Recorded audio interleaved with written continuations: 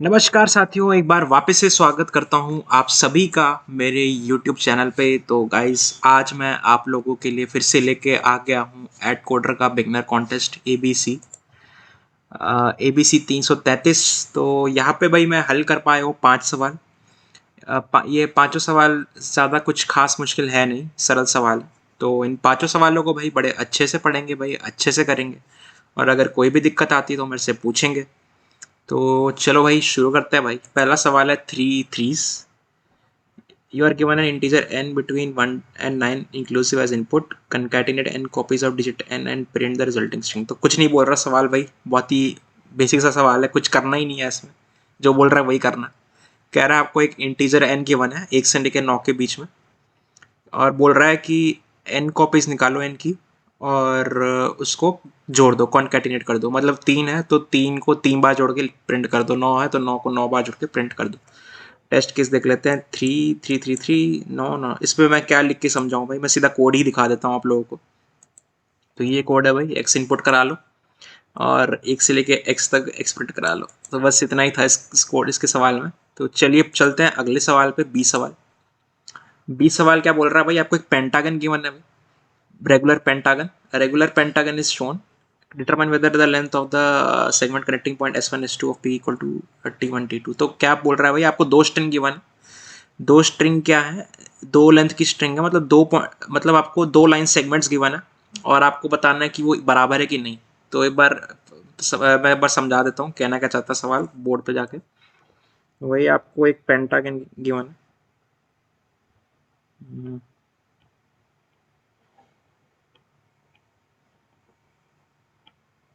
मैं उसी ऑर्डर में पॉइंट्स को लिख रहा हूँ जिस ऑर्डर में सवाल में दे रखे हैं, ठीक है ना भाई। ये आपको पेंटागन गिवन है भाई, और आपको दो सेगमेंट्स गिवन है, मान लो AB और BC।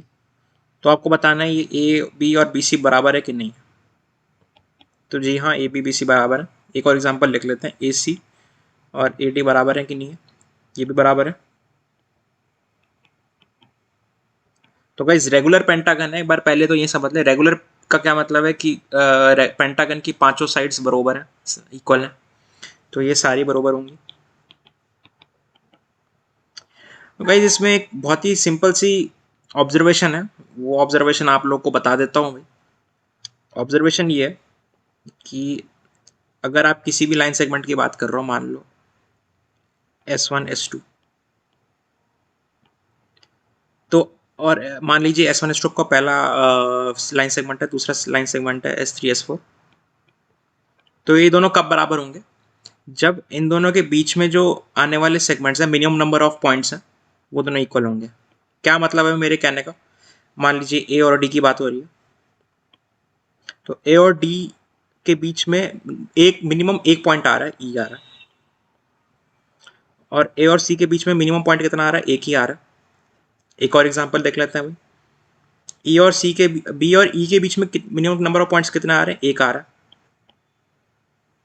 और D और A के बीच में मिनिमम नंबर ऑफ पॉइंट्स कितना आ रहा है, एक आ रहा है। तो भाई अगर आपका S1 S2 और S3 S4 जो भी ले लो, T1 T2 T3 T4 S जो भी लेना ले लो, अगर इनके बीच में मिनिमम नंबर ऑफ पॉइंट्स जो आ रहे हैं वो इक्वल, तो हमारे लाइन सेगमेंट्स इक्वल होंगे, वरना इक्वल नहीं होंगे। कुछ नहीं कर रहा हूँ भाई, बेसिक ज्योमेट्री लगा रहा हूँ जो हम 5वीं क्लास से पढ़ के आते हैं। एक बार फटाफट से देख लेते हैं मैंने कोड कैसे किया इसका। ये मैंने एक मैप बना लिया। ये जरूरत नहीं थी ऐसा करने की, और भी तरीके थे, मैंने थोड़ा कॉम्प्लिकेटेड कर दिया सवाल को। ये मैंने ABCDE सबको नंबरिंग दे दी। फिर मैं डिस्टेंस निकाल रहा हूँ, मान लीजिए लाइन सेगमेंट का डिस्टेंस कैसे निकाल रहा हूँ। मिनिमम देखूंगा एब्सोल्यूट डिफरेंसेस का, अगर वो मिनिमम है तो ठीक है, वरना क्या करूँगा, जैसे साइक्लिकली भी चेक कर लूँगा। जैसे A और D का के बीच का डिस्टेंस कितना है, 2 है। तो कैसे चेक करूँगा भाई, डी से लेके मैं पहले 5 तक गया, फिर 5 से ए पे आया, और मैं अज्यूम कर रहा हूँ कि ये सॉर्टेड है, स्ट्रिंग है, मतलब छोटा अल्फाबेट पहले आएगा, बड़ा बाद में आएगा। तो मैं सॉर्ट कर लूँगा। डिस्टेंस अगर बराबर है तो येस प्रिंट कर देंगे, वरना नो प्रिंट कर देंगे। तो उम्मीद है आपको सवाल समझ में आ गया होगा, कुछ खास था नहीं सवाल में। 5वीं क्लास की मैथ लगाई है मैंने। तो चलते हैं अगले सवाल पे, C सवाल पे। क्या बोल रहा है सवाल भाई, rape unit drive A rep unit is an integer whose digits are all in one decimal representation. The rep units in ascending order are 1 1 this. Find the nth smallest integer that can be expressed at the sum of exactly 3 rep units. क्या बोल रहा है भाई सवाल? एक rape unit digit बोल रहा है। रेप यूनिट डिजिट क्या होती है? जिसके सारे डिजिट्स 1 है, जैसे 1 1 1 1 1 1 ऐसे करते, ठीक है ना भाई? तो क्या करना है आपको? आपको एक n गिवन है, आपको बताना है nth स्मॉलेस्ट रेप यूनिट क्या होगा, और जिसका सम एग्जैक्टली 3 रेप यूनिट से बनाओ, ठीक है ना भाई? कंस्टेंट्स देख लेते हैं। n 1 से लगे 1 333 है। ये 333 क्यों दे रखा है ये सोचने की जरूरत है नहीं हमें, क्योंकि अगर हम एक टेस्ट केस देखें तो यहाँ पे इसमें अगर हम नंबर ऑफ डिजिट्स काउंट करेंगे तो 12 आ रहा है। तो इसका मतलब है हमारा जो आंसर है वो 12 नंबर ऑफ डिजिट्स जो है वो 12 से कभी एक्सीड करेंगे ही नहीं, क्योंकि कंस्टेंट्स हमारे बोल रहे हैं 1 से लेकर 333 तक है। तो हम क्या कर सकते हैं इसमें? हम बड़ा मतलब कुछ खास है नहीं सवाल में, बहुत ही सिंपल सा सवाल है। हम क्या कर सकते हैं? हम सारे रेप यूनिट्स निकाल लेते हैं 12 डिजिट्स तक के लिए, क्योंकि हमारा आंसर 12 डिजिट से बड़ा कभी जाएगा ही नहीं। और हम सिंपल ब्रूट फोर्स कर लेते हैं, ओ ऑफ एन क्यूब का सोल्यूशन लगा लेते हैं। एक आई के लिए लूप चला लेते हैं, एक जे के लिए चला लेते हैं, एक के लिए चला लेते हैं, और सारे पॉसिबल ट्रिपलेट्स के लिए हम वो डिजिट्स निकाल लेते हैं, जो नंबर्स निकाल लेते हैं जो हमें चाहिए, ठीक है ना भाई? वो हम नंबर्स निकाल लेंगे। फिर हमारे पास वो जो भी नंबर्स आएंगे उनको हम सॉर्ट कर लेंगे, और सॉर्ट करने के बाद हमें बस जो भी पोजीशन पूछ रहा है वो प्रिंट करवा लेंगे। तो जी हाँ, बस इतना ही था इस सवाल में, कुछ खास था नहीं। 5वीं क्लास का बच्चा भी सवाल हल कर सकता है अगर उसको कोडिंग आती है। तो एक बार फटाफट से इसका कोड देख लेते हैं भाई। तो एक लूप चला दिया आई से 12 तक, स्ट्रिंग एस बना दी। एस को मैंने मतलब एस में मैंने एक जोड़ दिया आई बार, और उसको लॉन्ग लॉन्ग में कन्वर्ट कर दिया, पुश कर दिया। फिर ये मैंने ये हमारा जो भी नंबर्स हमें चाहिए वो सारे निकालने के लिए 3 लूप लगा दिए उस पर, और ट्रिपलेट्स का सम ले लिया, फिर सॉर्ट कर लिया, फिर जो भी हमारा पोजीशन पूछ रहा है उसके हिसाब से प्रिंट कर दिया। तो उम्मीद है आपको सवाल समझ में आ गया होगा, कुछ खास था नहीं सवाल में। चलो चलते हैं भाई डी सवाल पे। Erase leaves. You are given a tree with n vertices, vertex 1 से लेके n तक, द ith एज कनेक्ट्स, ठीक है? Consider the following operation, choose a one leaf vertex and delete it, find the minimum number of operation required to delete vertex 1। तो क्या बोल रहा है सवाल भाई? आपको एक ट्री गिवन है, उम्मीद आपको पता होगा ट्री होता क्या है। ट्री की डेफिनेशन मैं डिस्कस नहीं करूंगा यहाँ पे। तो क्या हम क्या कर सकते हैं? उस ट्री में एक ऑपरेशन लगा सकते हैं भाई। ऑपरेशन क्या कह रहा है? एक लीफ वर्टेक्स चूज करो और उसको डिलीट कर दो। लीफ वर्टेक्स क्या होता है पता होगा भाई, जिसकी डिग्री 1 होती है। तो एक बार एग्जाम्पल देख लेते हैं। जैसे ये एग्जाम्पल है, इसको मैं ड्रॉ कर लेता हूँ। इसको मैं अब, क्योंकि हम यहाँ पे वन के रिस्पेक्ट में बातें कर रहे हैं, तो मैं यहाँ पे 1 को रूट मान रहा हूँ भाई, ठीक है ना भाई? 1 2 6 7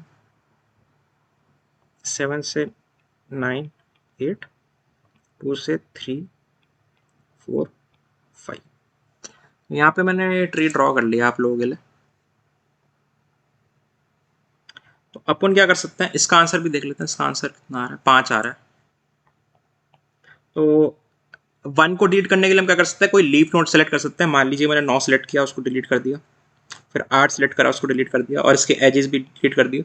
अब 7 मेरा नया लीफ नोड बन गया। 7 को मैं डिलीट कर दूंगा, उसकी इंसिडेंट एड्रेस को डिलीट कर दूंगा। अभी तक मैं 3 ऑपरेशन लगा चुका हूँ। फिर यहाँ पे मैं 6 को डिलीट करूंगा तो 4 ऑपरेशन, फिर 1 को डिलीट करने में 5 ऑपरेशन। तो इसमें 5 ऑपरेशन लगेंगे। यहाँ से चलेंगे तो यहाँ से भी 5 ही लगेंगे, क्योंकि यहाँ पे भी हम 4 नोड्स हैं, 5 ऑपरेशन। उम्मीद आपको सवाल समझ में आ गया होगा, सवाल क्या क्या रहा। तो अप्रोच देख लेते हैं। अप्रोच कुछ खास है नहीं, सोचना मुश्किल नहीं है। अगर आपने थोड़ा दिमाग चलाया होगा आपको समझ में आ गया होगा क्या अप्रोच है। तो मैं एक बार दोबारा से ट्री बना लेता हूँ। 1 को हम रूट मान लेते हैं भाई, कोई भी रैंडम ट्री बना रहा हूँ। ये रूट है मेरा।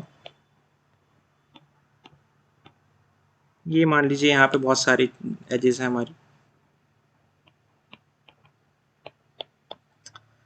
तो गाइज अगर हमें 1 तक पहुंचना है तो हमें 1 को लीफ बनाना पड़ेगा। तो 1 को लीफ हम कब बना पाएंगे भाई? जब हम 1 से जुड़ने वाले एक्स वर्टिसेस में, मान लीजिए 1 से एक्स वर्टिसेस जुड़ रही हैं, मैं अगर 1 से x-1 वर्टिसेस उड़ा देता हूँ, अगर मैं 1 से x-1 वर्टिसेस उड़ा पाता हूँ तभी 1 लीफ बन पाएगा, वरना नहीं बन पाएगा। एक बार दोबारा तो दोहराता हूँ, मैं क्या कह रहा हूँ? मैं कह रहा हूँ हमें 1 उड़ाने के लिए 1 को लीफ बनाना पड़ेगा, और मैं वो कब बना पाऊंगा? जब 1 से मान लीजिए x वर्टिसेस कनेक्टेड है, तो उनमें से मैं x-1 वर्टिसेस को डिलीट कर पाऊंगा। अब इन x-1 वर्टिसेस को मैं कब डिलीट कर पाऊंगा? जब वो सारी x-1 वर्टिसेस लीफ होंगी। तो उम्मीद है आपको कंसेप्ट समझ में आ रहा होगा मैं कहना क्या चाहता हूँ भाई यहाँ पे। तो अपन लोग क्या कर सकते हैं भाई? एक्स हम क्या हमें पता है कि x-1 वर्टिसेस, मान लीजिए 1 से ये कनेक्टेड है, 2, इसको 3 बोल लो, इसको 4 बोल लो, इसको 5। मान लीजिए इसमें A1, इस सब, मान लीजिए इस सब ट्री की बात कर रहा हूँ, इसमें A1 वर्टिसेस है। मान लीजिए इस सब ट्री की बात कर रहा हूँ, इसमें A2 वर्टिसेस है, इसमें A3 और इसमें A4 है।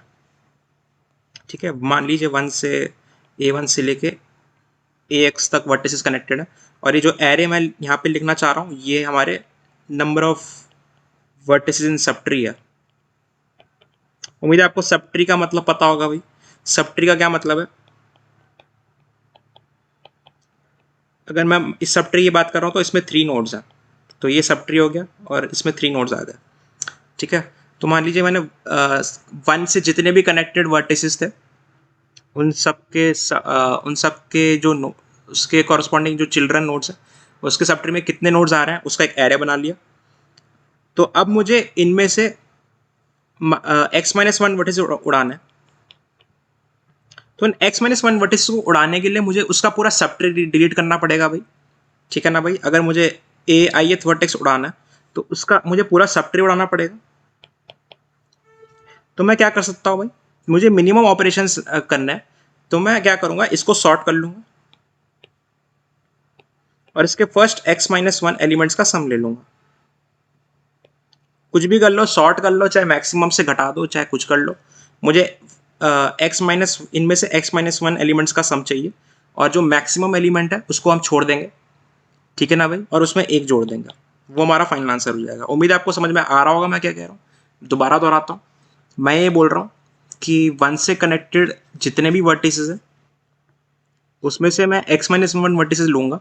मैं x-1 वर्टिसेस इस तरह से लूंगा कि उनके जो सब ट्री में एलिमेंट्स है वो मिनिमम हो। जो x वाला है, जो x वर्टेक्स मैं छोड़ रहा हूँ उसमें मैक्सिमम एलिमेंट्स हो, उसको मैं छोड़ दूंगा, और बाकी x-1 वर्टिसेस में उनके सब ट्री में जितने नोड्स हैं उनका सम ले लूंगा। वही मेरा नंबर ऑफ ऑपरेशन हो जाएगा, उसमें मैं 1 जोड़ दूंगा क्योंकि मुझे 1 को भी डिलीट करना। तो उम्मीद है आपको समझ में आ गया होगा मैं क्या कह रहा हूँ। और number of nodes in sub tree निकालने के लिए बहुत ही बेसिक सा कंसेप्ट लगता है डीपी ऑन ट्री का, चाहे डीएफएस लगा लो चाहे कुछ कर लो। बेसिकली डीएफएस ही बोलते हैं उसको, डीपी ऑन ट्री बोलना भी ठीक नहीं होगा, डीएफएस है। एक बार कोड से देख लेते हैं मैं कैसे करते हैं ये लोग। एक बार यहाँ पे भी मैं आपको समझा देता हूँ कि हमारा वो डीएफएस का कंसेप्ट कैसे लगता है। Number of nodes in sub tree निकालने के लिए, मान लीजिए ये मेरा ट्री है, ये लीफ नोड्स है। लीफ नोड्स के लिए हमेशा number of vertices in sub tree 1 1 1 होगा। अब मैं क्या करूँगा, इनको जोड़ दूंगा, ऊपर ले आऊँगा, ये 4 हो जाएगा। इनको जोड़ूंगा, ऊपर ले आऊँगा, ये 3 हो जाएगा। ये 4 और 3 क्यों हुआ? क्योंकि मैंने एक एक इसका जोड़ दिया, इसका जोड़ दिया। अब ये क्या हो जाएगा, 8 हो जाएगा। 4 + 3 4 + 3 7, और ये इसको इंक्लूड करेंगे तो उम्मीद आपको समझ में आ गया होगा। नीचे से ऊपर की तरफ चलते हैं अपन, और सम लेते हुए चलते हैं, और वही हमारा number of number of vertices in the sub tree of a given vertex, ये ऐसे निकलता है। एक बार फटाफट से कोड देख लेते हैं, कुछ खास किया नहीं है मैंने। ये मैंने ट्री इनपुट करवाया अपना, सब ट्री बनाया, फिर डीएफएस लगाया number of nodes sub tree में निकालने के लिए। तो कैसे लगाते हैं डीएफएस, बहुत ये बेसिक टेक्निक है, बहुत ही स्टैंडर्ड टेक्निक है। ये मेरा एडिशंसी लिस्ट है, ये मेरी सब ट्री है, ये मेरा करंट नोड है। रूट नोड से स्टार्ट करेंगे, 1 को रूट मानेंगे, ये मेरा पेरेंट है। आंसर 1 मान लेंगे। 1 का मतलब है कि वो current vertex is sub tree in itself. तो उसमें फिर हम क्या करेंगे, एडजेसेंसी लिस्ट को ट्रैवर्स करेंगे, को हम रिकर्सिवली ना फंस जाए लूप के अंदर, तो इसलिए कंडीशन लगाते हैं हम लोग। ताकि हम, वरना तो हम रिकर्सिवली फंस जाएंगे और कभी बाहर ही नहीं आ पाएंगे। एलिमेंट अगर पेरेंट के बराबर नहीं है तो उसके लिए डीएफएस कॉल कर देंगे, आगे बढ़ते चलेंगे, फिर आंसर स्टोर करा देंगे अपने उसमें। समवट मेमोराइजेशन भी लग रही है यहाँ पे, कुछ भी बोल लो। फिर हम क्या करेंगे, वन के जो एडजेसेंट एलिमेंट्स हैं उनको, उनके सब ट्री में कितने एलिमेंट्स आ रहे हैं उसको पुश कर देंगे, सॉर्ट कर देंगे, सम ले लेंगे, जो सबसे बड़ा वाला है उसको घटा देंगे, फिर एक से बढ़ा देंगे और प्रिंट कर देंगे। उम्मीद है आपको समझ में आ गया होगा, कुछ खास था नहीं सवाल में। चलते हैं इस सवाल पे। ताका तकाशी's क्वेस्ट। ये कहने को तो ये सवाल डी से भी ज़्यादा आसान है, क्योंकि लोग थोड़ा ट्री में घबरा जाते हैं देख के ट्री के सवालों को, पर कुछ खास है नहीं इस सवाल में भी। ये इसके 400 पॉइंट थे, ठीक है। ये सवाल भी काफ़ी सरल सवाल है, इसको एक बार पढ़ लेते हैं, फटाफट से करते हैं भाई। थोड़ा सा दिमाग चलाना था बस, ज़्यादा दिमाग नहीं लगाना था। Takashi will embark on an adventure. During the adventure, n events will occur. The ith event is represented by a pair of integers and is of as follows. If ti equal to 1, he finds a portion of type xi. He chooses to pick it up or discard it. If ti equal to 2, he encounters one more monster of type xi. If has a portion, if he can use it to defeat the monster. If he does not defeat it, he will be defeated. Okay. तो क्या बोल रहा है यहाँ तक, क्या बोल रहा है सवाल ने, एक तकाशी एडवेंचर कर रहा है, मतलब अपने राक्षसों को मार रहा है। तो एन एन तरीके के इवेंट्स होंगे यहाँ पे, एन तरीके की चीज़ें होंगी। तो दो सिनेरियोज हैं। अगर टी आई 1 देता है वो, तो कह रहा है कि वो एक ड्रिंक उठा लेगा, पोशन उठा लेगा एक्साइड टाइप का। अब उसके बाद दो ऑप्शन है, या तो वो उसको उठाए या ना उठाए, ठीक है ना भाई। दूसरा वो कह रहा है टी आई इक्वल टू 2, उसको एक मॉन्स्टर मिलेगा टाइप एक्साई का। अगर उसके पास पोशन है ऑफ टाइप एक्साई तो वो उस मॉन्स्टर को हरा सकता है, अगर नहीं है तो वो हार जाएगा। Determine whether he can defeat all the monsters without win. तो हमें सबसे पहले तो ये बताना देखना है कि क्या तकाशी सारे मॉन्स्टर्स को हरा सकता है कि नहीं हरा सकता है। अगर वो नहीं हरा सकता है तो -1 प्रिंट कर दो। अगर वो हरा सकता है तो हमें क्या करना है, के निकालना है। K is the maximum number of potions he has at some point of adventure. तो मैं के की मिनिमम वैल्यू निकालनी है। के क्या है भाई हमारा, के है कि एक समय पे ताकाशी के पास कितने पोर्शंस होंगे अपनी बैग में, तो उसको मिनिमाइज करना है, ठीक है। जिस भी स्ट्रेटेजी से आप लगाना चाह रहे हो। तो उम्मीद है आपको सवाल समझ में आ रहा होगा भाई, सवाल कहना क्या चाहता है। एक बार फटाफट से एक केस लिख लेते हैं, इसको ही देख लेते हैं। इसको मैं थोड़ा आपको जूम करके दिखा देता हूँ। तो इसमें क्या है भाई, इसमें 13 इनपुट है, और 1 का मतलब क्या है कि वो एक पोर्शन उठा रहा है, और 2 का मतलब क्या है, मॉइस्चर पर आ रहा है। तो 1 इसने एक 2 पोर्शन उठाया, 2 का पोर्शन उठाया, फिर इसने 3 का उठाया, फिर इसने 1 का उठाया, ठीक है ना भाई। ये पढ़ रहा हूँ मैं यहाँ से जिस आउटपुट के हिसाब से। फिर इसने पोर्शन 3 और 2 का छोड़ दिया, ये आगे दोबारा 3 और 2 आए, पर इसने नहीं उठाया, इसको स्किप कर दिया इसने। फिर एक मॉइस्चर आया, इसके पास 3 वाला पड़ा हुआ था, हाईएस्ट पड़ा हुआ था, तो इसने हरा दिया। फिर इसके पास एक 1 वाला आया, 1 वाला पड़ा हुआ था, तो इसने हरा दिया। पहले इसने हराया, फिर 3 का पोर्शन आया, फिर इसने उसको उठाया, दोबारा उठा लिया, फिर इसने दोबारा 1 वाले को हरा दिया। फिर ऐसे करते करते ये इसमें पता लग रहा है कि हमें वो सारे मॉन्स्टर्स को हरा पा रहा है। तो इसमें उसने, अगर आप यहाँ ध्यान से देखेंगे कि उसके पास एक बार में 3 से ज़्यादा कभी भी पोर्शंस नहीं था। उसने यहाँ पे इसने 3 प्रिंट किया, और उसने हर 1 वाले मूव के लिए 1 या 0 प्रिंट किया। 1 का मतलब उसने उठाया पोर्शन को, 0 का मतलब उसने नहीं उठाया। उम्मीद आपको सवाल समझ में आ गया होगा, सवाल क्या कह रहा है, ठीक है ना भाई। तो अगर हम ध्यान से सोचें, हमें कुछ करना नहीं है खास, हमें बस उल्टा चलना है। उल्टा चलने का क्या मतलब है, हमें क्वेरीज को उल्टा प्रोसेस करना है। उल्टा क्यों प्रोसेस कर रहे हैं अपन देखते हैं। मान लीजिए मैं कोई एग्जाम्पल, रैंडम एग्जाम्पल ले लेता हूँ।